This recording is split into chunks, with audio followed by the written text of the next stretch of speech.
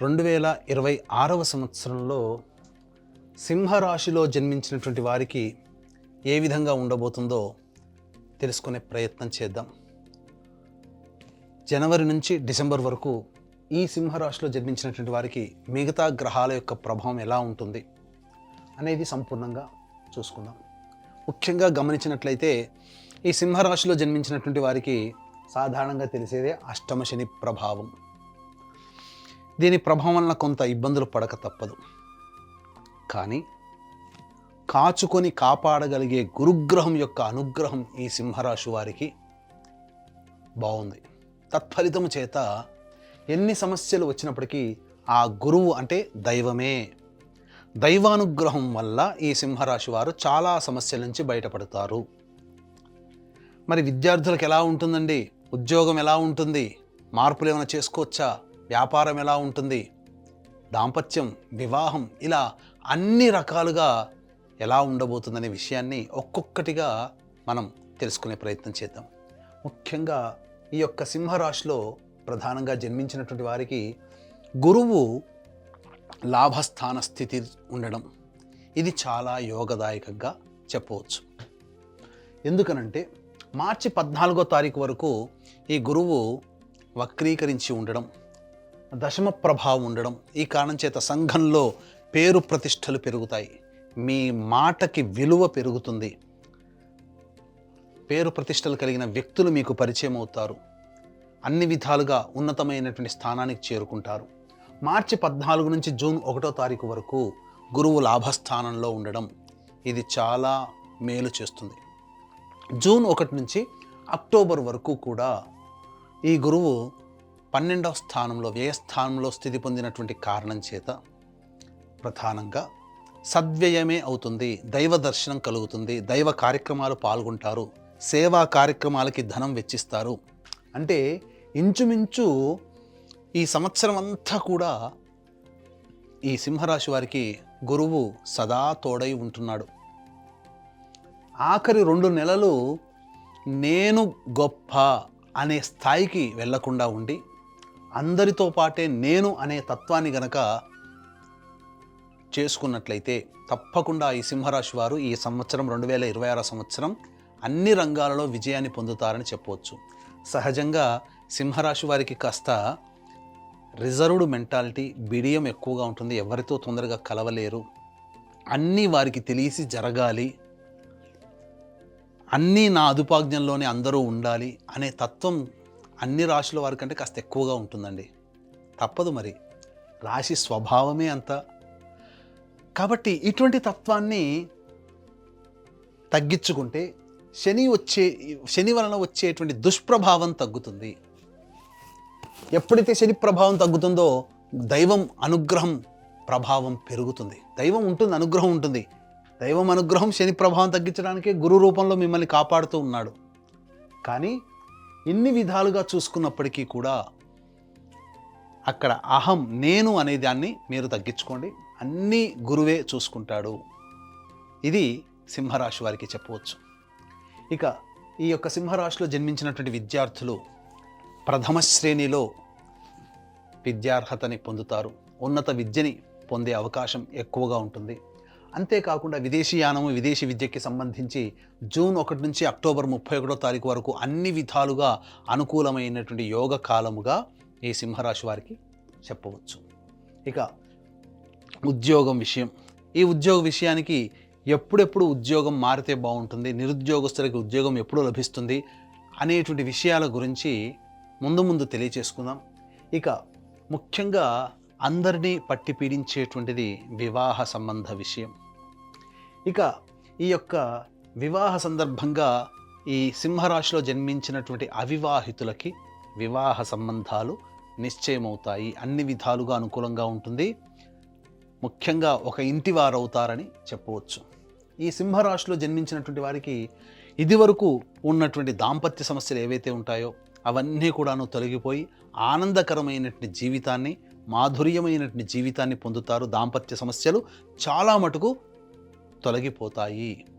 ఆఖరి 2 నెలలు మాత్రం జీవిత భాగస్వామితో కానీ, వ్యాపార భాగస్వామితో కానీ అహంకారంతో ప్రవర్తించకూడదు. నా మాటే నెగ్గాలి అనే తత్వాన్ని తగ్గించుకుంటే అన్ని విధాలుగా దాంపత్యము, వ్యాపార భాగస్వామ్యంలో మీకు విలువ పెరుగుతుంది అని చెప్పవచ్చు. ఇక ఆరోగ్య విషయానికి వచ్చేసేసరికి ప్రధానంగా ఈ యొక్క సింహరాశిలో జన్మించినటువంటి వారికి ఐరన్ డెఫిషియన్సీస్తో కొద్దిగా పనిచేయగానే అలసిపోయే తత్వము, శ్వాస ఎక్కువగా తీసుకోవడము, వైరస్ సంబంధమైనటువంటి అనారోగ్య సమస్యలు ఎక్కువగా గోచరమవుతున్నాయి. కాబట్టి జాగ్రత్తలు పాటించండి. ఆగస్టు, సెప్టెంబర్, అక్టోబర్, నవంబర్ ఈ 5 నెలలు జాగ్రత్తలు పాటించడం. ఎందుకు చెప్తున్నానంటే ఆగస్టు, సెప్టెంబర్, అక్టోబర్, నవంబర్ ఈ 4 నెలలు, డిసెంబర్ 10వ తారీఖు వరకు జాగ్రత్తగా ఉండండి. అనవసరమైనటువంటి దూర ప్రయాణాలు చేయకండి. ఆరోగ్య సంబంధముగా ఇబ్బందులు ఎదుర్కొనే అవకాశము ఈ యొక్క సింహరాశిలో జన్మించినటువంటి వారికి గోచరమవుతుంది. విదేశీయానము సంబంధించి ఇంతకుముందు చెప్పుకున్నట్టుగా జూన్ 1వ తారీఖు నుంచి అక్టోబర్ 31వ తారీఖు వరకు విదేశీయానము, దూర ప్రాంత ప్రయాణాలకి సంపూర్ణంగా సూచన. ఆ సమయంలో మీరు దూర ప్రాంత ప్రయాణాలు చేసే అవకాశం ఉంటుంది.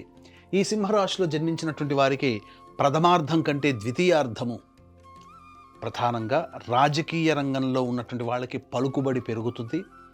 నామినేటెడ్ పోస్ట్ కానీ, ఏదైనా ప్రభుత్వపరమైనటువంటి పదవి కానీ రాజకీయ రంగంలో ఉన్నటువంటి వారికి యోగం జూలై నుంచి ప్రారంభమవుతుందని చెప్పవచ్చు.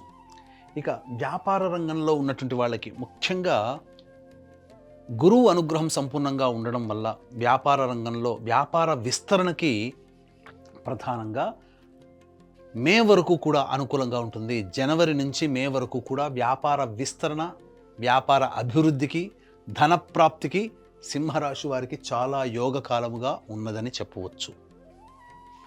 ముఖ్యంగా రెస్టారెంట్ బిజినెస్, ఫుడ్కి సంబంధించినటువంటి బిజినెస్లో ఉన్నవాళ్ళు, హోటల్స్, రెస్టారెంట్, అలాగే రోడ్ సైడ్ వెండర్స్,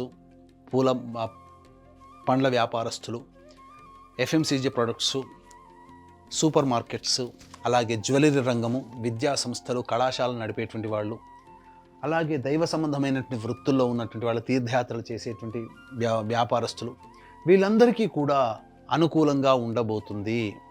ఈ సింహరాశిలో జన్మించినటువంటి వారికి ముఖ్యంగా చర్మ సంబంధము వ్యాపారస్తులు, తోలు సంబంధం వ్యాపారస్తులు, అలాగే గ్రౌండ్ ఆయిల్స్ అనగా పెట్రోలియం తదితర ఎడిబుల్ ఆయిల్స్ రంగంలో ఉన్నటువంటి వాళ్ళు, ఇనుముతో సంబంధంతో కూడుకున్నటువంటి వ్యాపారస్తులు అందరూ కూడా ఆగస్టు నుంచి వీళ్ళకి అనుకూలంగా ఉండబోతుంది అని చెప్పవచ్చు. ఇక కళారంగంలో ఉన్నటువంటి వాళ్ళకైతే అన్ని విధాలుగా సినిమా రంగము, serials, social media, printing and electronic media రంగంలో ఉన్నటువంటి వాళ్ళకందరికీ కూడా ఈ యొక్క సింహరాశిలో జన్మించినటువంటి వారికి మంచి అవకాశాలు లభిస్తాయి. అలాగే సంపాదన కూడా అధికంగా ఉండబోతుంది. మరియు పేరు ప్రఖ్యాతులు పెరుగుతాయి. సకాలంలో ప్రాజెక్టులు పూర్తి చేసుకొని ఆనందకరమైనటువంటి జీవితాన్ని పొందుతారు. అలాగే ఈ సింహరాశిలో జన్మించినటువంటి వారు గృహ సంబంధముగా ఇబ్బందులు తొలగిపోయి నూతన గృహప్రవేశం చేసే అవకాశాలు ఈ సంవత్సరంలో మెండుగా ఉన్నాయి. అది కూడా మే లోపల వీరికి కళ సాకారం అవుతుంది, గృహం అనే కళ అని చెప్పవచ్చు. ఇక ఈ యొక్క సింహరాశిలో జన్మించినటువంటి రైతులు ప్రధానంగా కమర్షియల్ పంటలు వేసుకున్న, సాధారణమైనటువంటి శాస్త్రీయమైనటువంటి పంటలు వేసుకున్న, అన్ని విధాలుగా వాణిజ్య పంటలలో అధిక దిగుబడి, అధిక రాబడి కూడా ఉంటుంది. 3 సార్లు పంటలు వేసుకోవడం ద్వారా మీకు మంచి దిగుబడి అనేటువంటిది కలుగుతుందని చెప్పవచ్చు. ఆనందకరమైనటువంటి జీవితాన్ని పొందుతారు. అయితే జూలై నుంచి అక్టోబర్ మధ్యకాలంలో, ఈ 4 నెలల మధ్యకాలంలో అప్పుల పాలు కాకుండా చూసుకోండి. ఇది మీరు మీ దగ్గర ఉన్న డబ్బుతోనే మీరు, అంటే కాళ్ళు ఉన్నంత వరకే చాచాలి, కాళ్ళు చాచుకోవాలి, మనసు వెళ్ళేంత వరకు వెళ్ళకూడదు అనే విషయాన్ని గుర్తుపెట్టుకొని రైతులు వ్యవహరిస్తే అన్ని విధాలుగా సంబంధించినటువంటి యోగం అనేటువంటిది ఈ యొక్క సింహరాశిలో జన్మించినటువంటి వారికి ఉండబోతుంది. ఇక మనం చూసుకున్నట్లయితే ఉద్యోగ సంబంధముగా ఎలా ఉండబోతుందనే విషయం మనం తెలుసుకుందాం. వీక్షించేటువంటి ప్రేక్షకులు కూడా ఇప్పుడు చెప్పినటువంటి సమస్యల కంటే ఇంకా ఎక్కువగా మీరు సమస్యలు ఎదుర్కొంటున్నారు అనంటే మీ యొక్క జన్మజాతకంలో నడుస్తున్నటువంటి గ్రహ దశాంతర దశల యొక్క ప్రభావం. కావున దగ్గరలోని మంచి ఉపాసనా పరులైనటువంటి జ్యోతిష్యులని సంప్రదించి వారి సలహాలు సూచనలు కనుక పాటించినట్లయితే మరింత మెరుగైనటువంటి జీవితాన్ని పొందుతారని తెలియచేయవచ్చు. అలాగే జాతకరీత్యా ఎన్ని గ్రహాలు గురుగ్రహం బాగున్నా మిగతా గ్రహాల యొక్క అనుగ్రహం లేనిదే జీవితం పరిపూర్ణం కాదు. అనుకున్న పనులు సకాలంలో పూర్తి కావు. ఇదంతా కూడా దైవానుగ్రహ ప్రభావమే. కాబట్టి ఇట్టి దైవానుగ్రహం అందరికీ అందించాలనేటువంటి సదుద్దేశంతో ప్రతి నెల ఒక పుణ్యక్షేత్రంలో ఒక పర్వదినం రోజున సర్వదోష నివారణ పూజలు, హోమాలు అనేటువంటివి మన పీఠం ఆధ్వర్యంలో జరిపించడం జరుగుతాయి. ఆరోగ్యం కోసం మృత్యుంజయ హోమం, ఉద్యోగం కోసం సుదర్శన హోమం, శత్రుబాధ నివారణకి సుదర్శన హోమము, అలాగే వివాహం కావడానికి హోమాలు, దాంపత్య సమస్యల నివారణకి, ఆరోగ్యానికి, విద్య సంబంధించినటువంటి దోషాల నివారణకి, ఇలా సర్వదోష నివారణ పూజల హోమాలు అనేటివి మీ గోత్రనామాదులతో జరిపించడం జరుగుతుంది. వీడియోలు కూడా ప్రతి నెల పంపిస్తారు. అవకాశం ఉన్న వాళ్ళు స్క్రీన్పై కనిపిస్తున్నటువంటి నెంబర్లకి కాంటాక్ట్ చేసి పూర్తి వివరాలు తెలుసుకోవచ్చు. ఇక ఉద్యోగ సంబంధంగా ఏ సమయంలో మనకు అనుకూలంగా ఉంటుంది? జనవరి 14వ తారీఖు నుంచి ఫిబ్రవరి 12వ తారీఖు వరకు నిరుద్యోగస్తులకి ఉద్యోగం లభించడం కానీ, ఉద్యోగంలో అభివృద్ధిని కానీ, లేదా కొత్త ఉద్యోగంలో చేరడానికి చాలా అనువైన సమయం, అనుకూలిస్తుంది కూడా అని చెప్పవచ్చు. ఇక సింహరాశిలో జన్మించినటువంటి స్త్రీలకి ప్రధానంగా వారికి అన్ని విధాలుగా మంచి జరగబోతుంది. కాకపోతే నమ్మిన వ్యక్తులే ఎక్కువగా మోసం చేసే అవకాశము ఉంటుంది. కాబట్టి ప్రధానంగా జూన్ 1వ తారీఖు నుంచి అక్టోబర్ 31వ తారీఖు మధ్యలో పరిచయం అయ్యేటువంటి వ్యక్తులని కాస్త జాగ్రత్తగా కనిపెట్టండి. వాళ్ళ వల్లనే ఆఖరి 2 నెలల్లో మీకు సమస్యలు రాబోతుంటాయి. అలాగే మీకు పేరు ప్రఖ్యాతులు పెరుగుతాయి. అనుకున్నటువంటి మేర మీకు మంచి గౌరవ మర్యాదలు కుటుంబంలో ఉంటాయి. సంఘంలో కూడా పదవి లభించే అవకాశం ఉంటుంది. మరీ ముఖ్యంగా ఉద్యోగస్తులకి మంచి పదవి లభించే అవకాశం ఉంటుంది. వివాహం కాని అమ్మాయిలకి వివాహాలు జరగడం, సంతానవంతులు అవ్వడము అనేటువంటిది కూడా ఈ యొక్క సింహరాశిలో జన్మించినటువంటి వారికి ఉంటుంది. కాకపోతే అధిక శ్రమ, మానసిక ఒత్తిడి ఎక్కువగా ఉండడం, ఫలితాలు తక్కువగా ఉండడం, మీ యొక్క సేవనే ఎదుటి వారికి వెళుతుంది తప్ప మీకు తిరిగి సర్వీస్కి వచ్చేవాళ్ళు ఎవ్వరూ ఉండరు. ఆ విషయాన్ని గమనించుకొని ఎంతవరకు మనం ఎదుటి వాళ్ళకి సహాయ సహకారాలు అందించాలో అదొక్కటి మీరు మనసులో పెట్టుకొని ప్రయాణం చేస్తే ఈ సింహరాశిలో జన్మించినటువంటి స్త్రీలకి అన్ని విధాలుగా యోగదాయకంగా ఉంటుంది అని చెప్పవచ్చు. ఇక తదనంతరం చూసుకున్నట్లయితే ఈ యొక్క సింహరాశిలో జన్మించినటువంటి వారికి ప్రధానంగా మే 15 నుంచి జూలై 15 మధ్యకాలము, మే 15 నుంచి అనగా ఏప్రిల్, ఈ యొక్క సింహరాశిలో జన్మించినటువంటి వారికి మే 15 నుంచి జూలై 15 ఈ మధ్యకాలం ఏదైతే ఉందో అది సంపూర్ణముగా ఉద్యోగపరంగా మీరు కొత్త ఉద్యోగంలో మారడానికి, లేదా కొత్త సంస్థల్లో ఉద్యోగం మారడానికి, ఉద్యోగంలో అభివృద్ధి పొందడానికి నిరుద్యోగస్తులకి చాలా అనుకూలమైనటువంటి సమయంగా చెప్పవచ్చు. ఇక అక్టోబర్ 17 నుంచి నవంబర్ 16వ తారీఖు వరకు ఉన్నటువంటి కాలం కూడా ఉద్యోగ సంబంధముగా చాలా అనుకూలమైనటువంటి యోగముగా చెప్పవచ్చు. ఇది ఏతావత ఉద్యోగ సంబంధముగా. అలాగే ఈ చెప్పినటువంటి సమయాల్లో కూడా వ్యాపార విస్తరణకి చాలా అనుకూలంగా ఉంటుందని చెప్పవచ్చు. ఇక గమనించుకున్నట్లయితే ఈ యొక్క సింహరాశిలో జన్మించినటువంటి వారు ప్రధానంగా దాంపత్య సమస్యలతో, ఇంతకుముందు గ్రహాల స్థితిగతులను బట్టి మనం చెప్పుకున్న మార్చి 14 వరకు కూడా భాగస్వాములతో కానీ, జీవిత భాగస్వామితో కానీ, వ్యాపార భాగస్వామితో కానీ సంయమనం పాటిస్తూ ముందడుగు వేయండి. అలాగే ఈ మార్చి 14 నుంచి ఏప్రిల్ 1వ తారీఖు వరకు సమయం అనుకూలంగా లేదండి. ఆకస్మిక ప్రమాదాలు కానీ, శస్త్రచికిత్సలు కానీ, డాక్టర్ని సంప్రదించాల్సినటువంటి పరిస్థితులు కానీ గోచరమవుతున్నాయి. అలాగే ఏప్రిల్ 2 నుంచి ఈ ఏప్రిల్ నెల మొత్తం కూడా న్యాయ సంబంధమైనటువంటి వ్యవహారాల్లో తలదూర్చాల్సినటువంటి పరిస్థితి, ఆస్తి తగాదాలు ఉండే అవకాశం ఉంటుంది. లేదా ప్రభుత్వపరమైనటువంటి పన్నులు మనం కట్టాల్సినటువంటి పరిస్థితి వస్తుంది. ఇక మే 1 నుంచి జూన్ 19వ తారీఖు వరకు కూడా అకారణమైనటువంటి విరోధాలు పెరుగుతాయి, ఆకస్మికమైనటువంటి ఇబ్బందులు కలుగుతాయి, కోపతాపాలు పెరుగుతాయి. కాబట్టి సంయమనం పాటించండి. జూన్ 20వ తారీఖు నుంచి ఆగస్టు 1వ తారీఖు వరకు కూడా అన్ని విధాలుగా ఆనందదాయకంగా ఉంటుందని చెప్పవచ్చు. మంచి యోగదాయకమైనటువంటి పరిస్థితిలో ఉంటారు. అలాగే ఈ ఆగస్టు 2 నుంచి సెప్టెంబర్ 17వ తారీఖు వరకు కూడా ఖర్చులు అధికంగా ఉంటాయి. మీరు వాహనాల్ని అమ్మడం కానీ, గృహాల్ని అమ్మడం కానీ, ఏదైనా ఒక వస్తువు మీ నుంచి చేజారిపోవడం కానీ జరుగుతుంది. ఇక సెప్టెంబర్ 18 నుంచి నవంబర్ 11వ తారీఖు వరకు అహంకారము అనేటువంటిది తగ్గించుకోండి. నేను అనేటువంటిది తగ్గించుకోండి. తద్వారా మీరు జీవితంలో అన్ని విధాలుగా యోగదాయకమైనటువంటి పరిస్థితుల్లో ఉంటారని చెప్పొచ్చు. తర్వాత ఈ యొక్క సింహరాశిలో జన్మించినటువంటి వారికి మంచి ఫలితాలు ఉంటాయి. గురుగ్రహం అనుగ్రహం సంపూర్ణంగా ఉంది.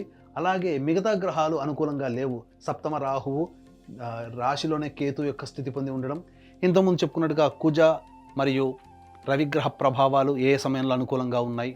మిగతా సమయంలో ఉద్యోగంలో భద్రత లేదు కాబట్టి ఆ సమయంలో జాగ్రత్తలు పాటించండి. తర్వాత దైవానుగ్రహమే ఈ సింహరాశి వారిని గట్టెక్కిస్తుంది అనే విషయాన్ని తెలుసుకోవాలి. దైవానుగ్రహం కోసం మీరు ఏదైనా సమస్య వచ్చినప్పటికీ కూడా ప్రతిరోజు గరికతో గణపతికి అష్టోత్తర పూజ చేయడము, అలాగే చిన్న బెల్లం ముక్క నైవేద్యంగా పెట్టడం, ఇలా ఒక 11 రోజులు చేసి చూడండి. మీ సమస్యకి పరిష్కారం అనేటువంటిది లభిస్తుంది. అలాగే ప్రతిరోజు కూడా కాలభైరవాష్టక పారాయణము, కాళీ కవచం అనేటువంటిది ప్రతిరోజు రోజుకి 3 సార్లు పఠించండి. బిజీ స్కెడ్యూల్లో ఉండి ఇవన్నీ చేయలేకపోతే, లేదా ఇంకా దైవానుగ్రహం మనకు ఇంకా కావాలి అనుకున్నటువంటి వాళ్ళు ప్రతి నెల మన పీఠం ఆధ్వర్యంలో జరిగే సర్వదోష నివారణ పూజల హోమాల్లో మీరు గోతనామాలు నమోదు చేసుకునే ప్రయత్నం చేయండి. మరియు మీకు ఇటువంటి మంచి విషయాలు మీకు వేగిరంగా మీకు రావాలన్నా, ప్రతి విషయం మీరు తెలుసుకోవాలన్నా యూట్యూబ్ కానీ, ఫేస్బుక్ కానీ, ఇన్స్టా కానీ సంకల్ప మందిర్ అనేటువంటిది ఉంటుంది. ఆ సంకల్ప మందిర్ని మీరు ఫాలో అవ్వండి. అన్నీ మీకు మంచి విషయాలు మీకు తెలుస్తాయని చెప్పవచ్చు.